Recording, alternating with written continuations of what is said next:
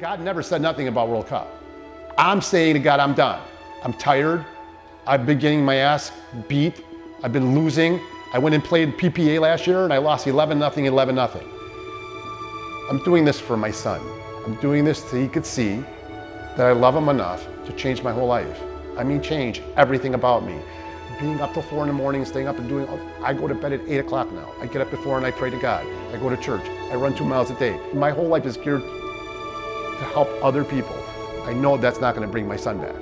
I know that. Right now, my son, my ex-wife, and my ex-girlfriend are 1, 2, and 3 on the list of I hate you. And they're not coming back off that list. So my goal isn't for them to love me, because that'd be impossible. My goal is to do something so great for this world, and keep doing it, that the 90 love me. The 90, the 9 out of 10 love me. That they love me so much that when they see my son, they go, "That's your dad? Your dad is the best guy in the world." And he'll go, "Yeah." Because he won't have a leg to stand on and say, "Why do I hate this man? Maybe the devil is real." My name is Nicholas Peter Fronimos, and I like to be called Niko Fronimos. My mother and my grandmother always called me Niko. So it's enduring and feels comfortable when I hear that. It's like my mom and my grandmother calling me Niko. Was this dream real that I had in 2018? Because I had a dream in 2018 that I'm going to sell my house, move to the Villages, Florida, play pickleball for Greece, win an Olympic gold medal, and I'm going to get my kid back and everything. I'm going to get everything back. And I said that in 2018, and I said it, I believed it, but I didn't know what I was saying. The story is follow God and see what happens. I'm not here to say follow Niko and watch Niko get famous. God, everybody hates me. No one wants to see me get famous. I don't want to see me get famous. And define famous. Every single person who's ever met me remembers me. Like if you spoke to me, you're like, dude, I remember this guy. He like literally talked for an hour. But that's famous. My name is Christie Fronimos. My relationship to Niko is that I am his wife of almost 13 years. What started it all was Christmas 2020. Because it was COVID, we were stuck here across the street. We couldn't, there was COVID, so obviously everybody had social distancing and whatnot. There's a church here called Live Oaks, and they are a church. It's like they have a golf cart, they have a huge big screen TV, they have all this, but they put on a Christmas show. And I remember my mother-in-law, who's agnostic to this day, and my father-in-law, who's agnostic to this day, say, let's go to church and see the church Christmas party, because it's outdoors and they could do golf carts. So that sounded interesting, and we were stuck in the house, so I said, oh, you know, fine. This is before we went to church. This is before we did anything. I didn't know that Jesus was a real person. And so through this, I found out that this is a real person. He lived. Learning that this person, that God gave Jesus, and he gave his life for me. It just, like when it hit. Because that, like, who does that? Somebody being like, when you hear like the death that he went through, and he was quiet, and he did that for us. It just puts this whole thing into perspective, and all of a sudden, like, I just have faith that that's how I want to live my life, and I want to be the best version of myself, and I want to be kind to people. It just changed everything. That day I went there to say, God, if you're real, please show yourself to me. I didn't even ask please, I just demanded it. And I went to church that day, and I swear to God, something changed. I'm sitting in the back of the church like it's like the Blues Brothers. And I'm sitting there, and the music is playing, and I'm interested, and then the pastor comes out. I've never seen this guy before in my life, or so I thought. And he says, and I went to church every week for 14 months straight after that. And he says, you will be famous. And he looks right at me, all the way in the back. Like he wasn't looking at me, but I'm like on my knees, floored. Like my knees shook. I felt the Holy Spirit, and I'm like, what did he just say? Why is that so important to me? It's eye-opening. My Father loves me, and I am so grateful, and I don't want to do anything to take that away. My job is to do this, become famous, win a World Cup, win an Olympic gold medal, and go get all these people. Go bring them to God, because they will come with someone who's famous. Now, right now, I'm just Niko. I'm nobody, and I'm especially from Chicago. Oh my God, I'm Niko from Chicago, the guy who used to do drugs and used to get naked with his wife. Who is he to talk about God? That's exactly who he picked. Read the Bible. Like, that's exactly who he picks. Because I let a sex demon in. I let a sex demon in that like destroyed like my family with my ex-husband and my children. And because I can't even believe that I allowed that to happen, that I allowed this disarray. I need God to take me from here to the World Cup, to the Olympics. Now, people have to understand, this is my last shot. I just got everything's happening with the World Cup. Like literally, we just got we're in the process, we're getting our stuff to be Greek citizens. It's not easy. This is very difficult stuff. Do you really think that God is going to give me this and leave me hanging November 4th? I don't think he's going to leave me hanging. I'm looking at this camera right now, and I'm telling you he's not going to leave me hanging in November. I'm going to win. And it's going to be great because I'm a 3.21 duper, and here's the best part. I'm playing singles too. I'm going to win in singles. I should never win in singles. I never played singles in my life. I did play senior pro singles for some crazy reason. God's like, just do it. And I had no intention of playing well or winning, but I joined. And that's the only damn time I ever did good. My first ever singles game was against this ranked guy who was ranked 10th in the world for seniors. And I'm winning 9-3. And he calls a timeout. And this guy is like flipping out, swearing, throwing his paddle. He doesn't know why I'm winning because I clearly don't know how to play, but I'm beating him 9-3. And I'm beating him on faith. I swear to God, it was faith. And then they call a timeout, and this is what happened. Christie walks up to me and goes, with his big smile, "You're winning." And I'm like, I'm winning.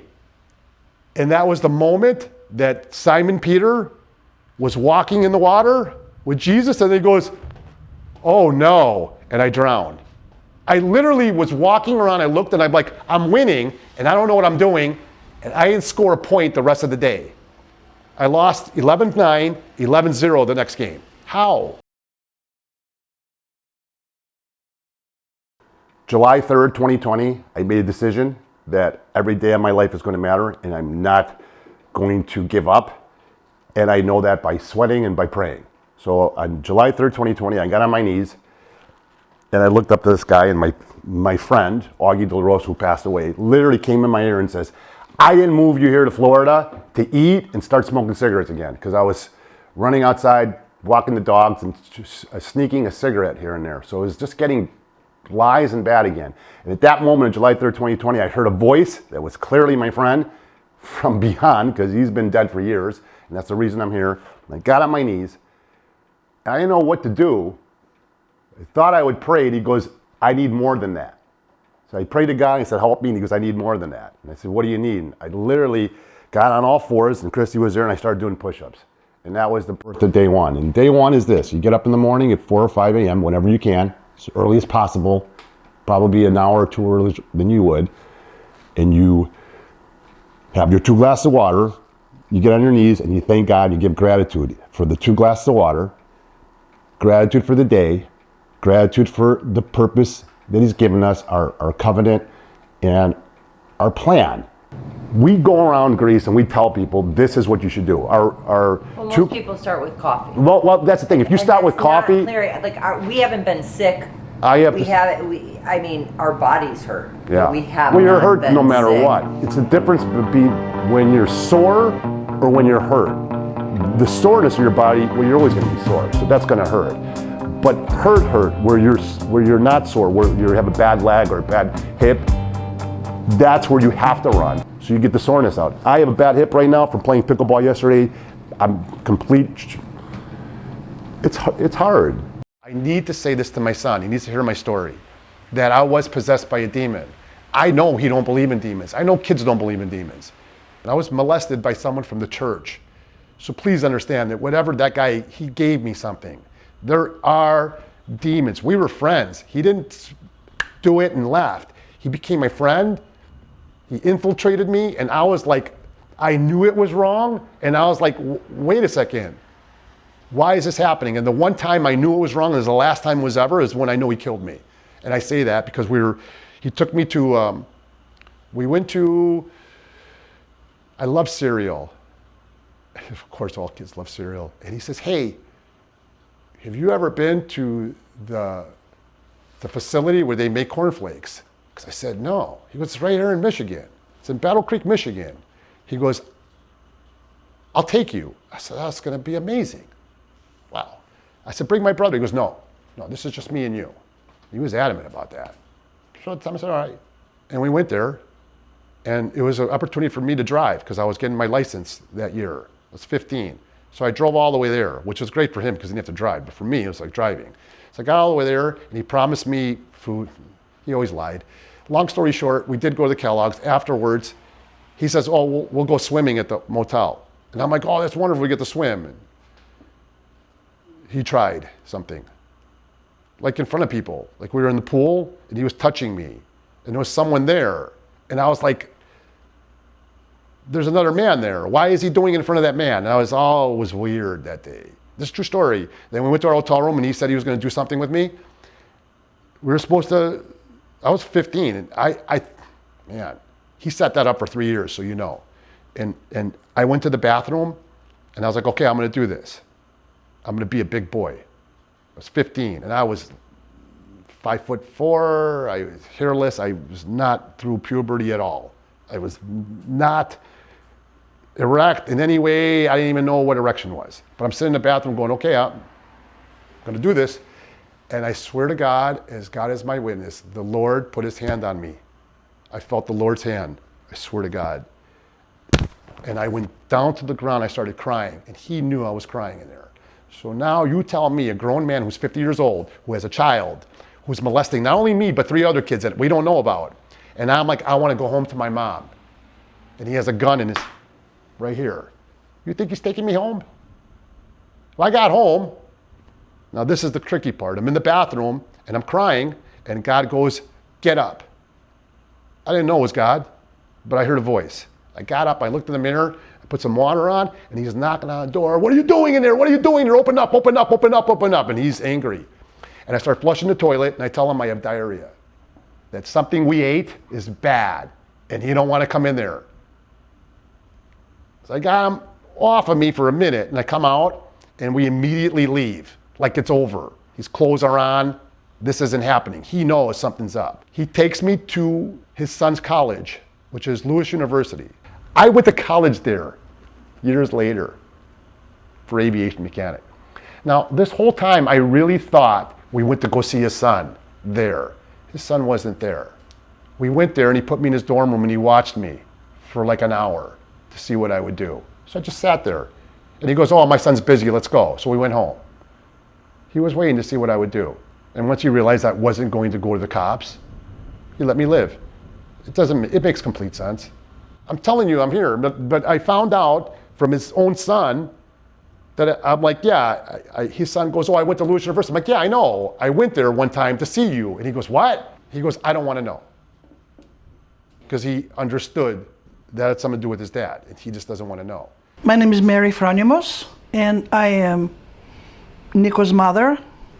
When I found he was sexually abused, the first thing in my mind was, if he was alive, because he was dead, I would have killed him. I would have killed him. And in my mind, I planned it to go with a car in front of his house, in front of his wife, in front of his kid, to run over him. That's the plan. I planned it. God works in mysterious ways. You see, he's already dead. And I don't know, because they say God forgives everybody. I don't know how would God forgive somebody like that. We trusted him. He was his godfather. How could a person do that to a child? We were not bad people. We always listened to him. Why did he come to us? What did this man tell him? They have their ways. But anyway, I did not know about the drugs. I found out later. I lost control from here down. I don't know how I didn't fall, because I couldn't believe it, that my son would do something like this, because he had everything he needed. So that I can't talk about that anymore. It's just too hurtful. Now he's hung on Jesus. He keeps yapping all the time, and he pulls people away because they're afraid of him. You know, they think he's crazy. He's not crazy. He's just, because Jesus helped him so much. Religion will do that to you if you surrender to God, and you say, God, you know, I've surrendered. I can't do. He'll help you. But people don't understand that. But you can't push it to people. I lived with Niko for 10 years of all I can say is I call it just chaos. You know, Niko has talked about that he was a drug addict, but I think I was a form of a drug addict. There's no, I mean, I had a doctor that was giving me 90, 30 milligram Adderalls a month. That, like, literally, who's taking all of that? And then you need Xanax.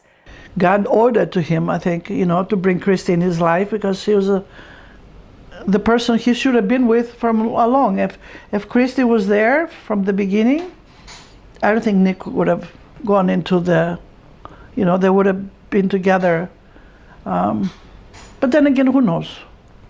Cocaine, you have rolls. I mean, there were just so many things. That's how every weekend of my life was. And that took me away from my children, my family, because we were so involved. But I thought everything was about just living this, you know, you only live once, YOLO, these things. That was my motto of going out, looking pretty, looking sexy. And now I just see all these people and I go, that's not getting you anywhere. Like, literally, how long do you think?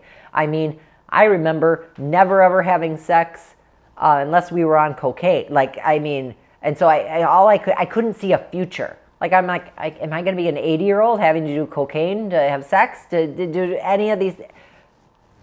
Oh, what kind of life is that? I'm building this strong foundation, and that's what everything I've learned from God is that He's building me to be the strongest thing, that nothing will be able to knock me down. He gave me a son who hates me. Do I run and cry? Do I go back to cocaine? Do I go back to kill myself? That didn't work the first time, and that's why I did it the first time. I need people to understand I did the drugs because I lost my son. At no point was I doing the drugs because I'm like, this is great, give me more. I had the opportunity to get naked and have fun and go have sex with people, and I never did. Ask my wife. I chose to suffer with drugs than to have a good time. Every time. I never had a good time. And how did you allow yourself for somebody to manipulate you to go in the bars and start doing drugs? I don't understand that.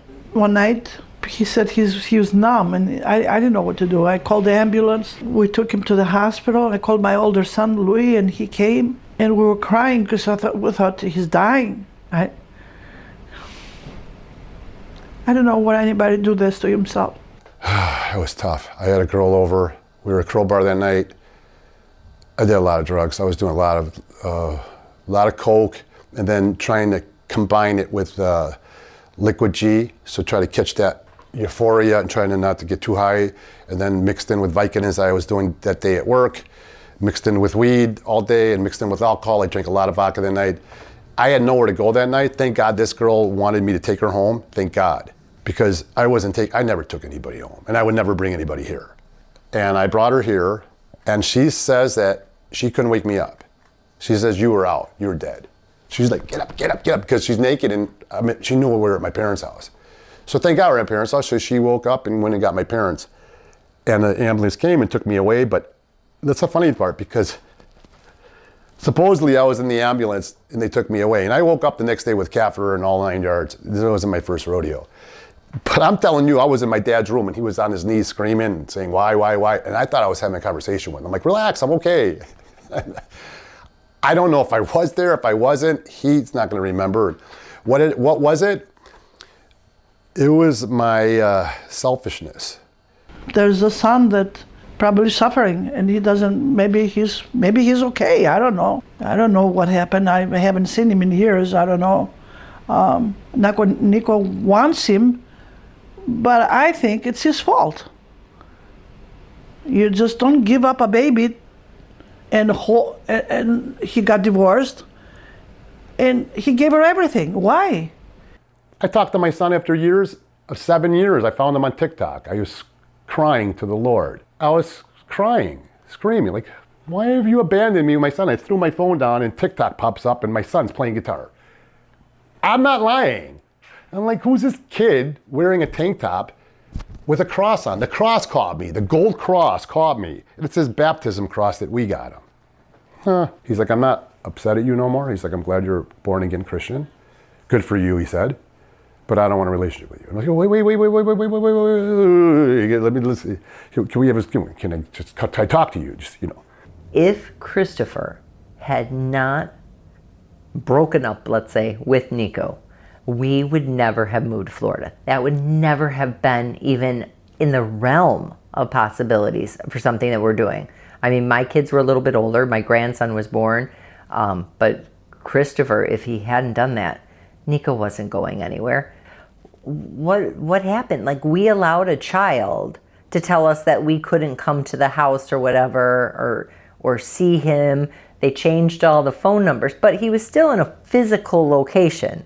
So why didn't we go? Like that it's just these questions that it looks so crazy now. Like, well, why weren't we beating down the door? Why did we think that this was okay, that this child could do this? But I think Niko was like so heartbroken, and I don't think we realized what we were doing.